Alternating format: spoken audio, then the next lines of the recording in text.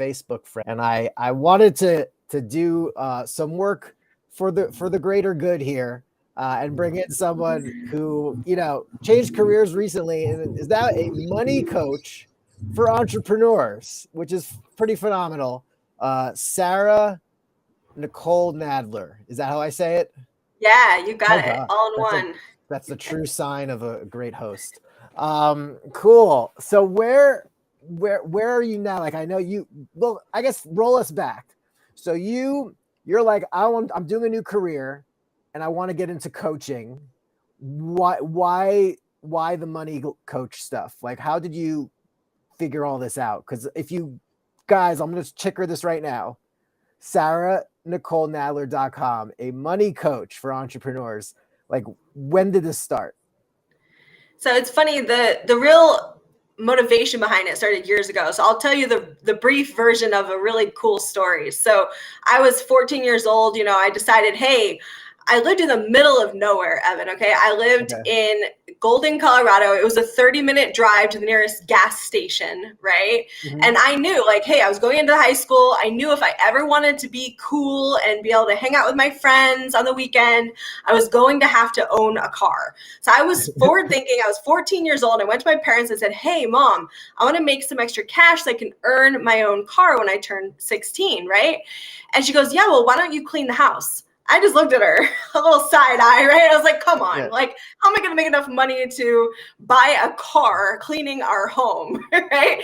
So I got clever about this. I called my dad. Now, my parents are divorced. My mom was a 9-to-5er. My dad was a business owner. So that's an integral part of my story, okay? I had, if you ever read the book, Rich Dad, Poor Dad, I had Rich Dad, Poor Mom. Okay. So here was, my dad was the business owner and he said, hey, why don't you start a business cleaning houses for all of your neighbors and your parents' friends, right? Your mom's friends. So I did that. So fast forward like a couple years, I had saved up enough money and spent a lot of money. I was making more than any of my friends and I bought my first car and it was great, right? Yeah. Then fast forward about a year later, I was 17, okay?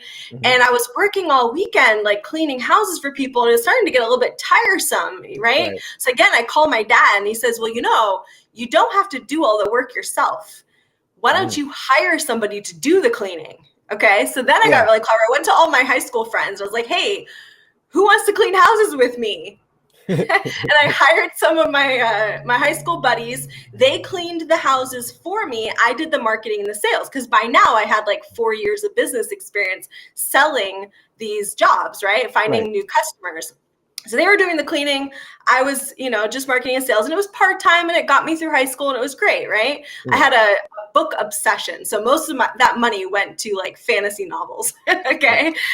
And then when I was 18, my sister was diagnosed with cancer. So this is where we get to the dark part of the story, right? Like over the next 6 months, my 10-year-old sister passed away. My parents, my mom and my stepdad divorced. So I went through the second divorce I'd been through of parents in one lifetime. And then my boyfriend cheated on me in the same 6 months. Then my dog died. So I was like completely devastated. Yeah. And I remember the moment when my parents came to me and they were like, hey, your sister has cancer. The very first thought I had, Evan, was I need to not be a burden to my parents right now. Like I was 18. I had just turned 18 2 weeks before. I was like, it's time for me to start adulting. So I went and I tried to get a job. Okay. And I couldn't find a job for more than minimum wage, right? I had just barely graduated high school, no work experience, had never been taught anything about money, had never been taught anything about, right? Like any of this stuff. I didn't know how to buy a car, didn't know about how to buy a house. My parents had always done those things for me. And so I was trying to get a job and I couldn't find one. So I called my dad and he's like, well, why don't you take the business you already have and just build it up. So over the next 6 months, as my mom and my stepdad were divorcing, my sister was on hospice care, my boyfriend was cheating on me, like I was building a 5-figure business. And it took me 6 months to get up to the point where I could actually support not only myself, but my family. I was helping my parents financially. Wow. So that was my first experience in business. I've built and sold 2 businesses since then. And so in 2018, I was like, hey, you know what? I've learned a lot about money over the years. A lot of the business owners I speak to, they're broke all the time. They're making like 7 figures and they're spending 8, right? Wow.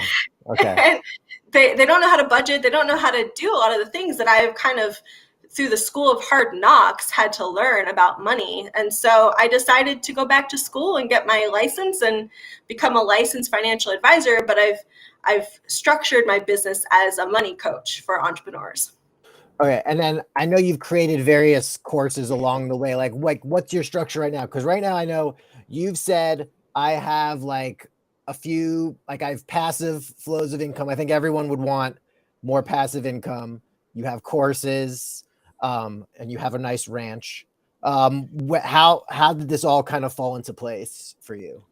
So back in 2018, I really made a big shift. Up until that point, I had not worked in years. Okay, I was a volunteer. I was working for a nonprofit organization for 10 Right. years. Right. After the sale of my first business, I didn't need to work. I was living off my savings, and I just living very cheaply.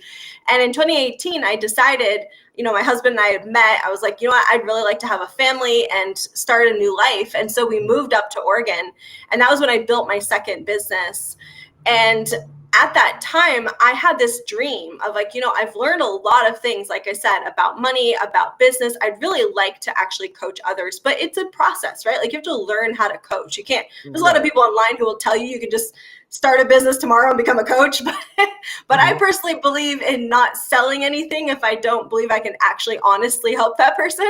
Right. So I had to learn how to become a coach. And so over the years, I was, since 2018 to now, I have taken, I don't know, probably close to $100,000 worth of courses, classes, continuing So you took education. them yourself to pump you up, to like, To okay, teach me okay, how to got you. coach.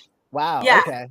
Yeah, so I kind of that was my start. I was very lucky. I found a corporate firm in Oregon who they've been around since like the 70s, and they're a management consulting firm. And with no prior experience and no degree, they hired me and let me coach their clients. Yeah. So I was very lucky to be given that opportunity. They took great care of me as an employee, but I wasn't born to be an employee. So I eventually moved off on my own. But that's kind of how it all started. And then so the first course I ever created was the Client Attraction Accelerator. And it basically addresses the number one problem most business owners have, which is I need more clients. I don't have enough clients, right? And in that program, it's an online course. It's got 6 modules, and it also comes with group coaching where we go over things like, how to overcome objections, how to actually use social media to sell. There's no paid advertising in the program, so it's all about organic marketing. And that was the first course I created. Wow. And then I'm seeing like there's other stuff like at the risk of sharing, I know we're doing a mobile format here. I wanted to try to share your website. Yeah, so this, I know we're only seeing it. I could try to, I can't flip it into the other mode. Yeah, this is like a cross section of the website, but you have like training, podcasts, interviews. And then I saw the most recent thing you did, which was wedding budget planner.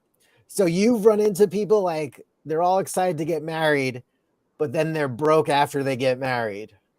Like that, they just what were they thinking going into that? Like, I mean, I was fortunate, I come from, upper middle class area of the country where the parents kind of hooked us up.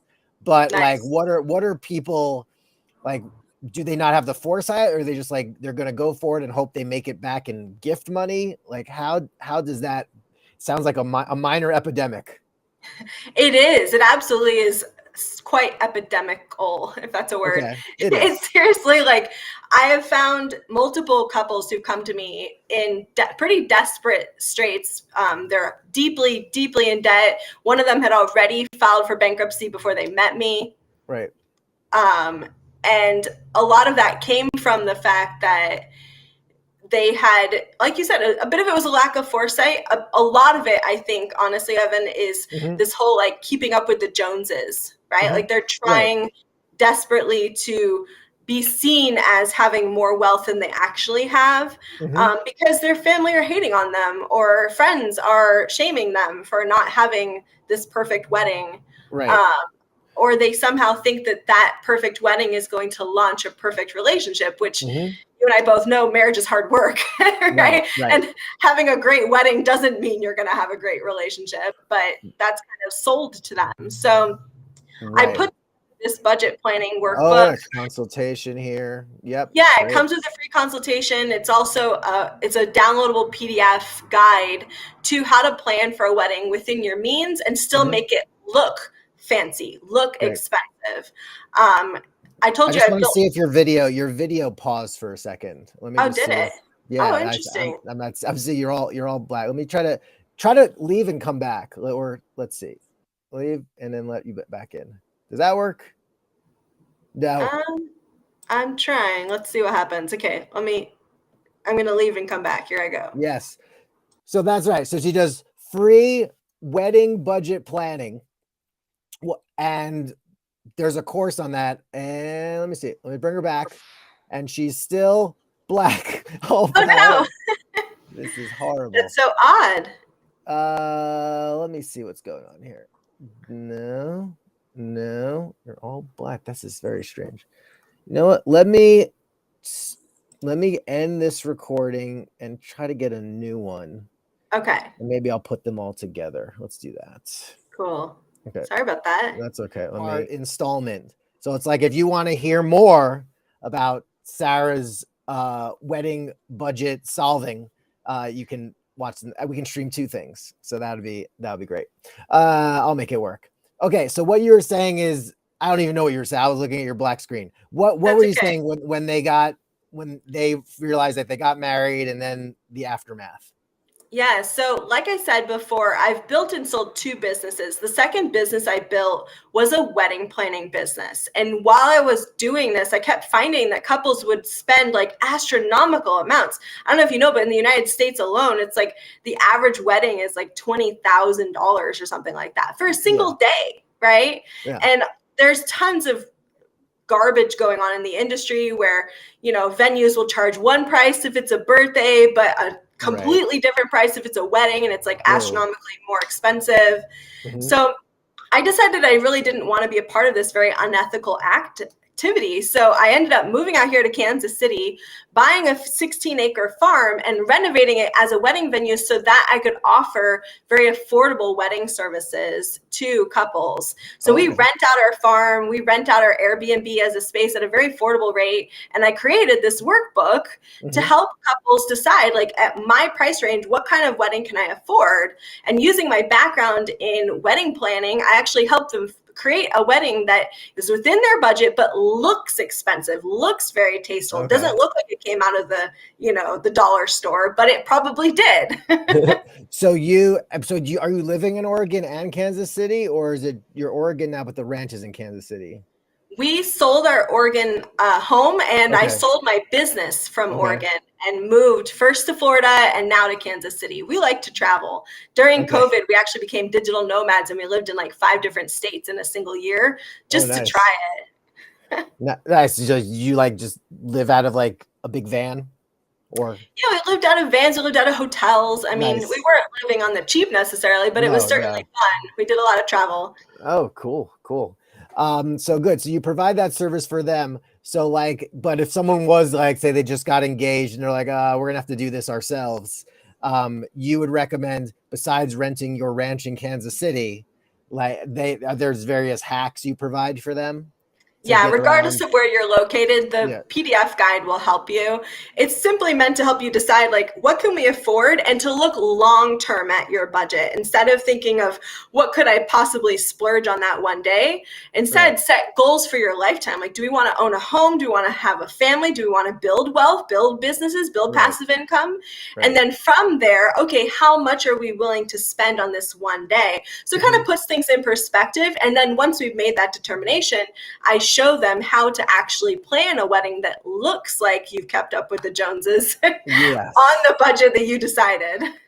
Okay, cool. And then I wanted to go back to one thing, because you were saying like you have millionaires that are like 7 figures, but they're spending like 8 figures. Like how does that become like a practice? Like usually I think people think like, man, like say I'm making 50,000 a year, and man, when I make 75, that's going to be it. I'm going to be set. Or it's like, oh, I'm making 100 a year. When I get to 125, man, I'll be set and all good. But like, how is it like what are people realizing that the more money they make, it ends up that they're spending still more than that? Oh man, this is talk about socially awkward as a topic. This is Yeah. one of the toughest things to get people to open up about. I'm going to be completely transparent with you, Evan. I was one of those people.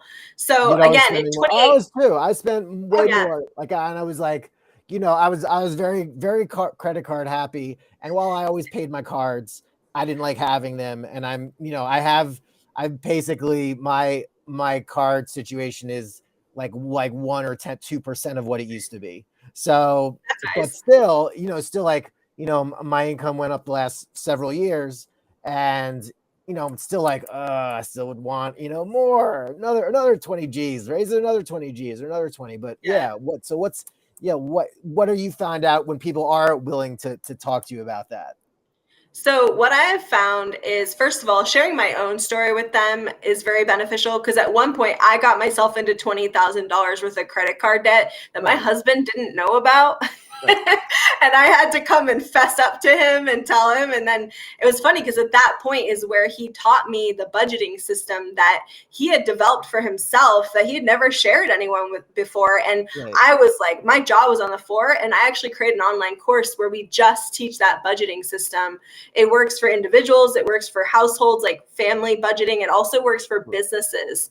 So Right. that's been really valuable for us. That's what we teach people now. But I can tell you right now, like most people, they come to me and it doesn't matter how much money you make if you have a spending problem. And it doesn't matter how much money you make if you don't have a system to budget, because everybody has a tendency to spend more Right. than they make if they aren't tracking it, right? It's like Right. that definition of confront is to face something without flinching. Right. If you Right. can't face your money without flinching, you're liable to spend more than you make. And especially for business owners, because we have this tendency to want to constantly invest in the next new cool software, Mhm. invest in more marketing, right? There's Mhm. a lot of Mhm. expenditures that come with a business, and Sure. you're not keeping track of them, you can very quickly operate your business in the red. Yeah, I think, like, well, the way I do it is like I set it up where I know the month ahead, and I obviously know what I always make it like a game of catch up, but sometimes you catch up so much that you're like so far ahead by the end of the month, which is a good thing.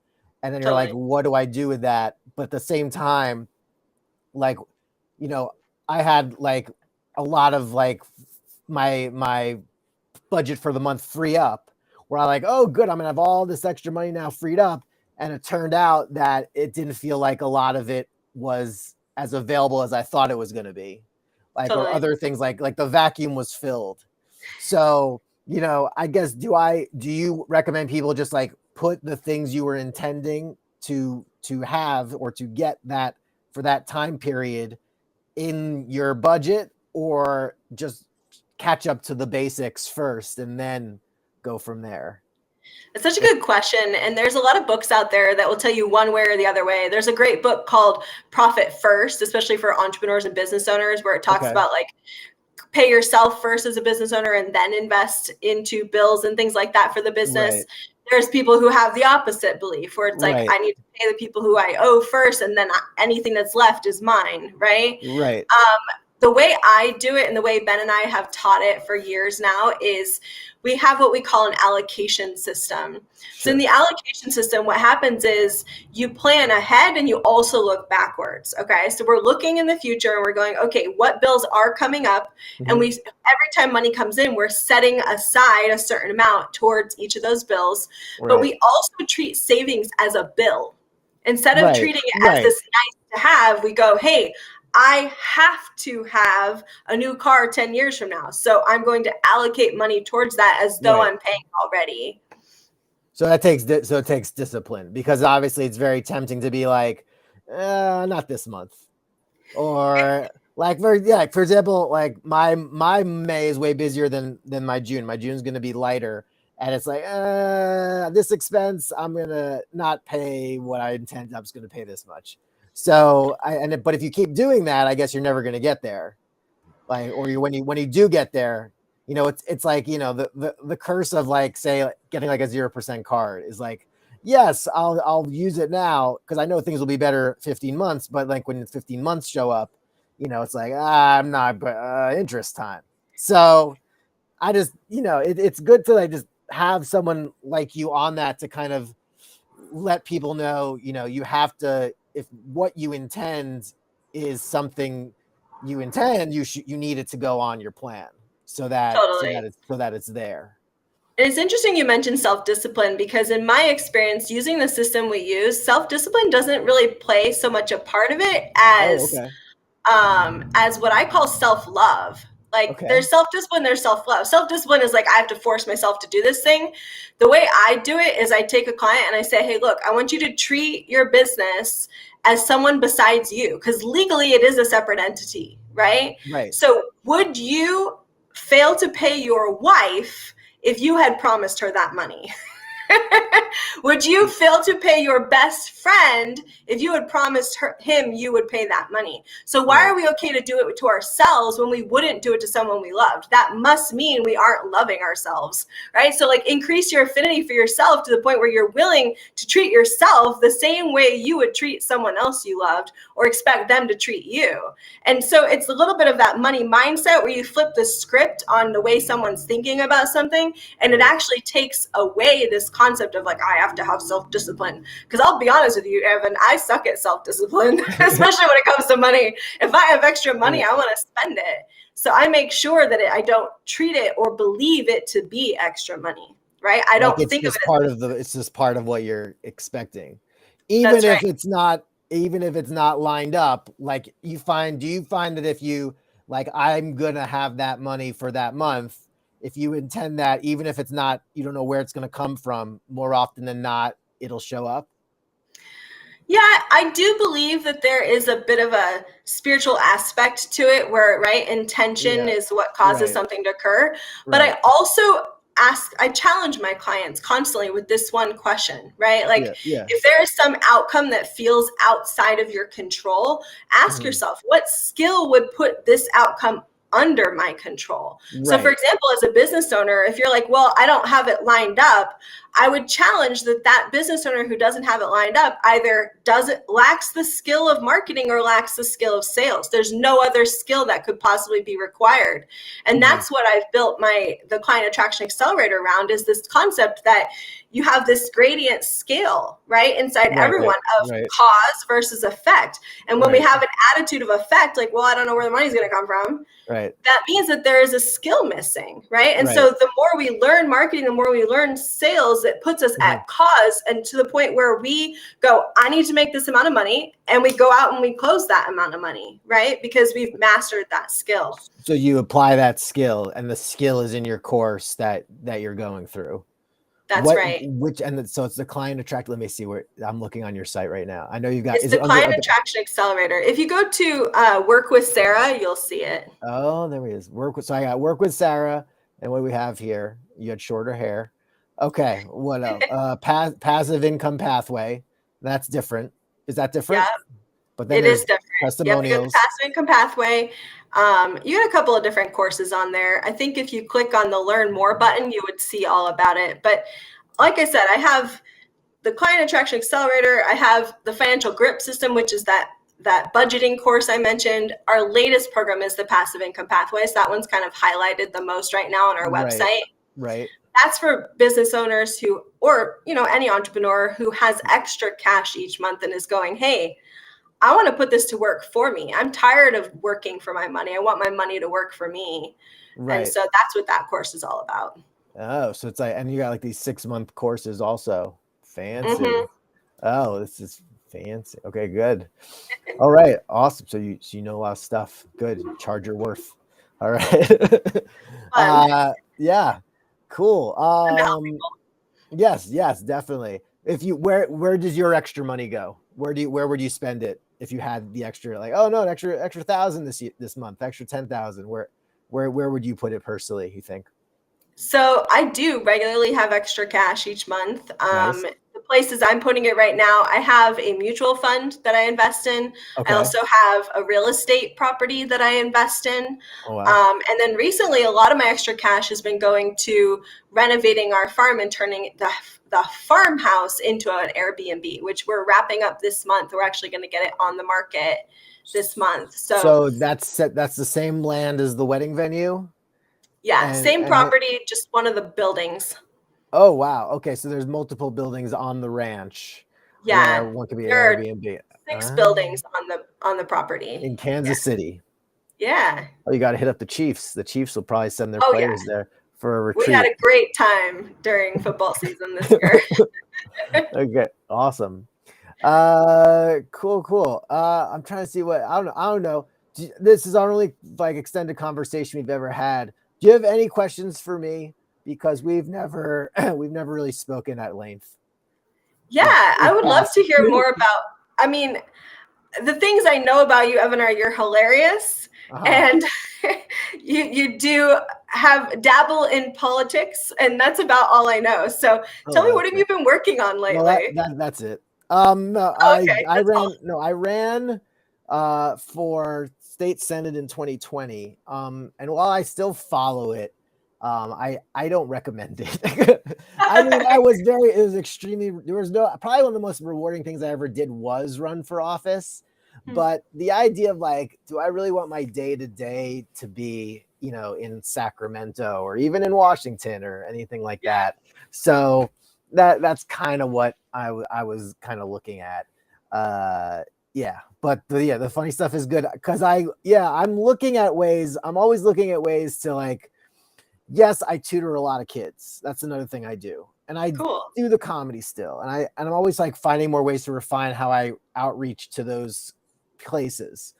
Because if you nag people enough, either they say yes or they unsubscribe. So you gotta One or there's a the other. balance. There's a balance. But that's pretty much what it is. And then like with this podcast and adjusting to how technology is taking it, I have now new ways to get this podcast out. You Cool. never would have seen me on TikTok, and Really? this because of the podcast is my excuse for being on TikTok.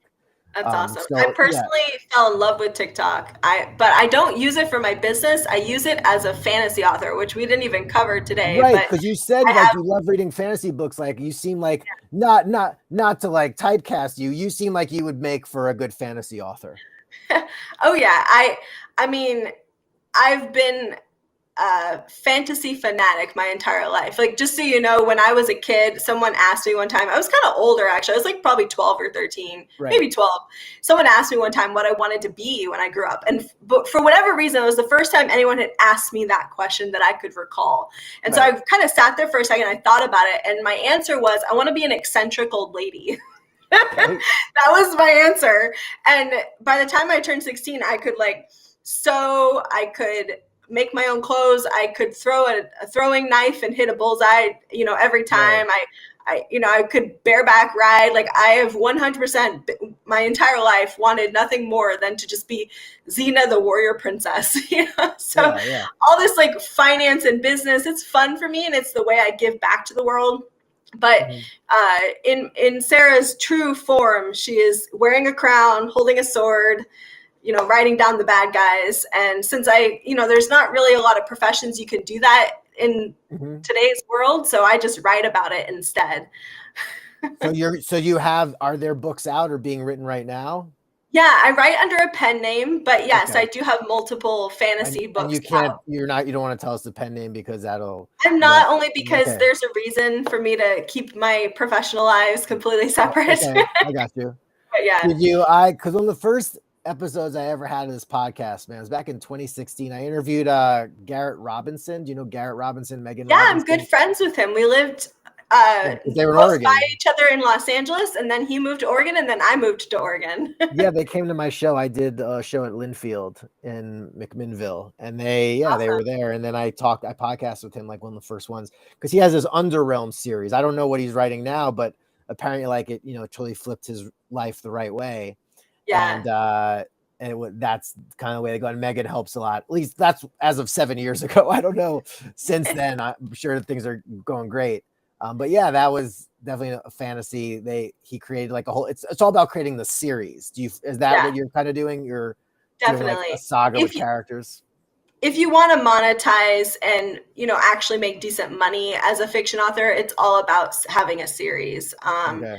So yeah, I have multiple series, and yeah, I love writing. It's one of Okay. my favorite things to do. I usually try to get a chunk of words done every morning before Okay. I dive into work and things like that.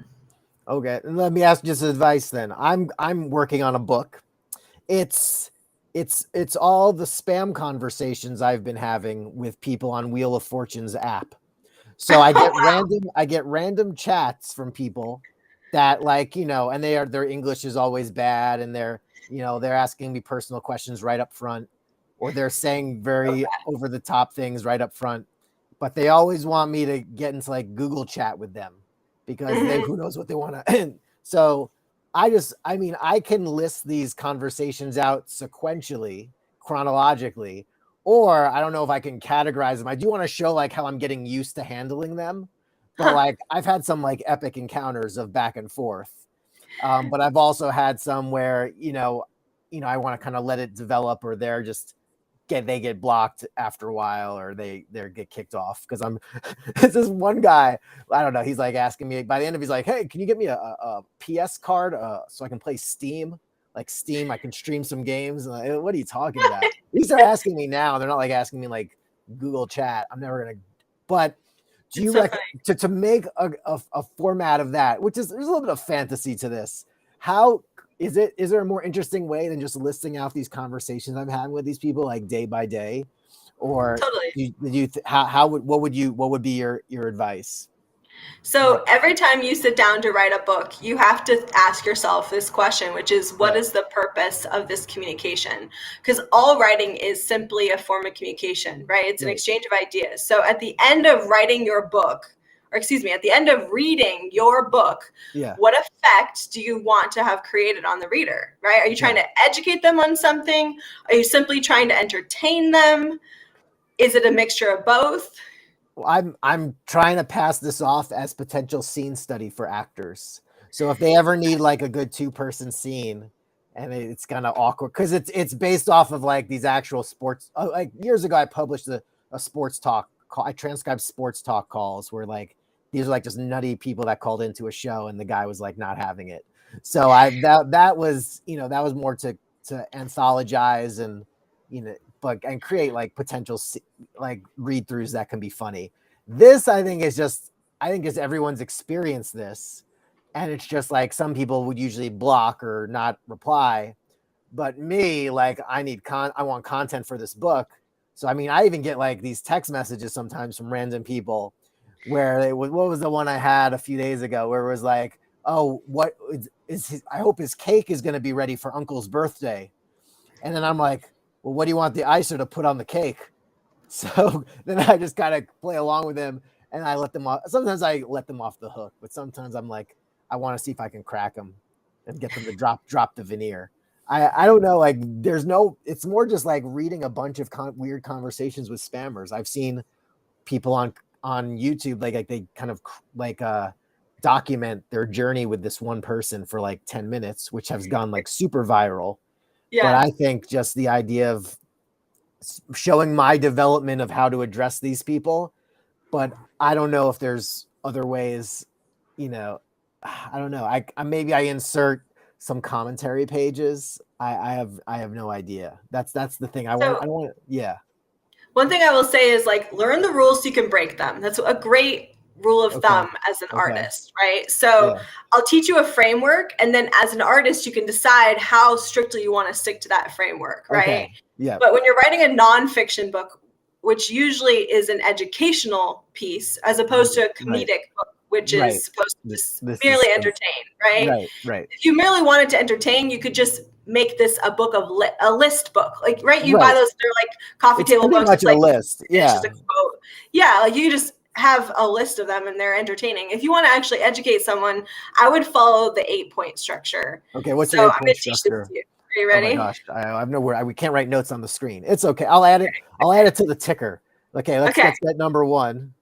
All right, number 1, identify the problem. So what problem are you teaching someone how to overcome, right? Okay. So in the first, and you're going to want to organize your notes and organize the different examples that you have, right? So that in the first chapter or 2 or 3, you're pointing out what a problem this is, right? So maybe show some examples of like, conversations that went really bad really quickly, right? Or like really awkward questions like, can you show me a dick pic, right? Like all these like really. I never get that. What I do is like join Google Chat. Don't you want to see pictures of me? You mean like of what? Of your food? No, Yeah, right. me. Because I'm always gonna be like playing dumb. Totally. So Okay. again, like in the beginning of the book, you would highlight the problem, right? And give examples of the problem and why it's a problem. Okay. Number 2, you're going to present the solution. Okay. So in the book, you would simply, this could be a one-liner or it could be a whole chapter where you're going to outline what you're about to teach, right? I'm going to teach you how to not get scammed, how to respond so you sound like an idiot so they don't want to talk to you, like outline the skills that you're about to teach them, right? Without going into depth, you're simply going to outline the solution. Okay, we got that. Number 3, you have to assert your credibility. Why would anyone finish this book, right? Like, and for you, again, that might be because I'm really funny. It could also be like, because I've been, attempted to be scammed 5,000 times on this app and I've never been caught once, right? Like, what's your credibility? It doesn't have to be anything like a degree. It just has to be like a reason why someone would listen to you. Number 4, show them the benefits again, right? Because remember, we're writing a whole book. Repetition of message is important. So on the 4th step, you're just going to show them the benefits again, even if you've already mentioned them. Good. It's called Sarah's 8-point plan. 8-point plan to writing a book or a nonfiction teaching book. Yes. Okay. And then I'll put nonfiction. Yeah, the 8-point structure. And it's not mine. I mean, I didn't come up with this, right? That's okay. Sarah. I'll put maybe Sarah's. Yeah, maybe Sarah's. There you go. Okay, there we go. We'll do 8-point structure. Okay. Number 5 is give them proof. So this is where, if you haven't already, you start giving them example after example after example of times when you managed to get the guy to crack, or you managed to. I never do. Well, what happens is they'll say, if you don't go to Google Chat, I'm not going to talk to you anymore. And then what I'll do is I have one where it's like, I always make like a question at the end. I'm like, oh, okay, but my Google Chat is blocked. How's the weather over there? So, I'm just kind of dragging them on. Good. Yes. So giving examples would be step 5, right? Give them proof that your method works. Yes. Right? Number 6 is make a promise. Usually the bigger the better. Like, so if you apply what I've taught you so far, if you apply what I'm about to teach you next, here's what your life could be like, right? Even if it's just comic relief. That's true. Usually, because you'll never be bored again. I usually have closing remarks from my wife where she just says this book was like a dumb idea. I don't know why he's wasting his time doing this, but I guess I could have closing remarks that could be a little more hope the more like a PSA. But I wrote that up front. But we'll see. I could always move that. And the promise, like I said, especially for a book like that, could simply be you'll never be bored again if you follow these, right? Like it doesn't have to be anything significant. Yes. Number 7 is warn them against waiting. Because now we're coming towards the end of our book, right? We want to tell them, here are the consequences of not applying what I just taught you, right? Like if you don't want to combat, because I do have people. The thing is, like now that I do this, people like send me their conversations. Like, what do you think of this one? Or here's my latest. Or they'll show it to Kelly. Hey, here's a conversation I had. So. That's hilarious. Okay, so warn them. I'm gonna have to start sending you mine because I definitely get these on a regular basis. Hey, I could have a contributor section. Well, that would be like. That's the thing. I get a lot of times. I get, are you male or female? And like I get that, and then sometimes I never want to go like. I do want to be one time. I'll ask them like maybe like what their pronouns are. I would like to do that one time, but for the most part, I don't want to get into that like stuff and make it too derogatory. So. Totally. But usually I'm like, my gender is private, or I said one time I'm an effeminate male that watches a lot of American Idol. So things like that. Okay.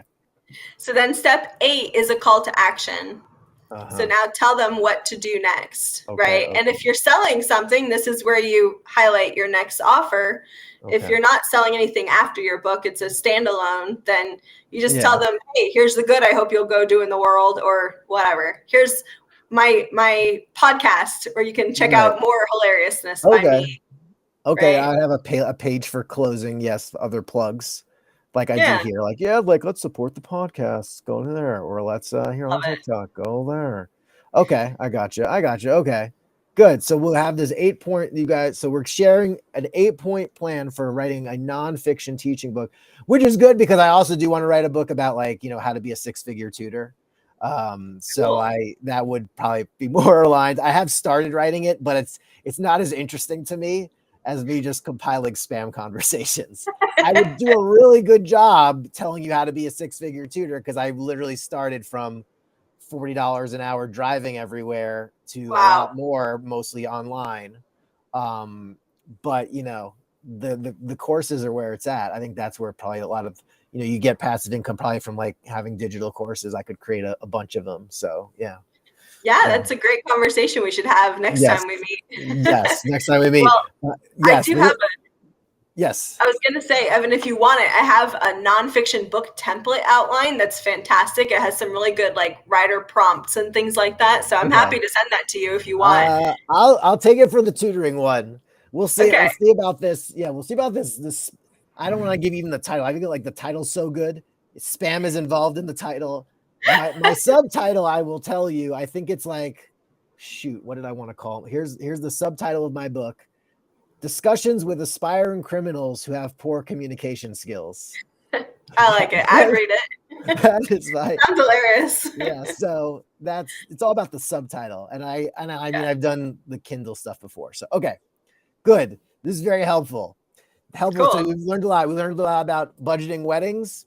Learned a lot about building yourself from the ground up and creating properties, renovating, and 8-point plans and books. And because of technical difficulties, we can run this as a 2-episode. Love it. Yeah. Okay.